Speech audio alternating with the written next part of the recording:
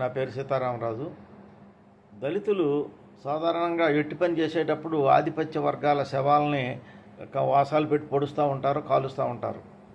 అయినా సరే వాళ్ళ శవాన్ని ముట్టుకుంటే మైలు అనే చెప్పేటటువంటి ఒక సంఘటన ఇప్పుడు నేను చెప్తాను. 1937 జూలైలో లక్నో నుండి వచ్చే ఆది హిందూ అనే పత్రిక, అందులో ఒక వార్త వచ్చింది. ఆ వార్త ఏంటంటే, మద్రాస్ ఆల్మాన్ అనే కంపెనీలో ఒక హయ్యర్ అథారిటీ ఆఫీసర్ గారు చనిపోయారు. ఆ చనిపోతే శ్మశాన వాటికి తీసుకెళ్లారు, సిటీ మీద పూలు చల్లారు, అందరూ కూడా ఉద్యోగస్తులంతా చల్లారు.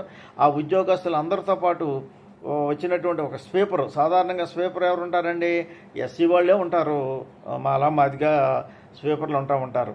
అతను కూడా వచ్చి వాళ్ళ ఆఫీసర్ శవం మీద పూలు చల్లి కసిని ఆ బీపి గింజలు కూడా వేసాయంట. అక్కడ ఉన్నటువంటి వాళ్ళందరూ కూడా అతని మీద దాడి చేశారు. ఎందుకంటే నువ్వు మా చితిని మైలుపరిచావు అని స్వీపర్ మీద దాడి చేసి కొట్టారు. అంతేకాదు అక్కడ అతను కొడతమే కాకుండా పసుపు నీళ్లు తెచ్చి మళ్ళీ మంత్రోచ్చారణలతో ఆ శవానికి శుద్ధి చేశారంట. అంటే శవాన్ని కూడా దళితులు ముట్టుకోవడానికి, కాల్చేటటువంటి శవాన్ని దళితులు కాల్చచ్చు కానీ ముట్టుకోవడానికి వెళ్ళేదంట. ఆ శవాన్ని మరి శుద్ధి చేశారు. ఆ రోజు జరిగినటువంటి ఘర్షణలో 2 కత్తిపోట్లు వస్తే ఒక దళితుడు చనిపోయాడు, ఇంకొక అతనేమో గాయాల పాలయ్యారు. మరి ఇది బాబాసాహెబ్ అంబేద్కర్ గారు తన రచన అయినటువంటి అస్పృశ్యులు ఎవరు అనే పుస్తకంలో పేజీ నెంబరు 35లో వివరించడం జరిగింది. జై భీమ్.